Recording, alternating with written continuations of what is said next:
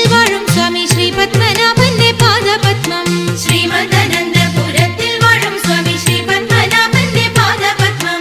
നാം ഇന്നു ചിന്തിച്ചു പാർവതി റാണിയെ വന്ദിച്ചു വാഴ്ത്തിക്കളിച്ചിടണം, സഭ വന്ദിച്ചു കുമ്മിയടിച്ചിടണം. നാം ഇന്നു ചിന്തിച്ചു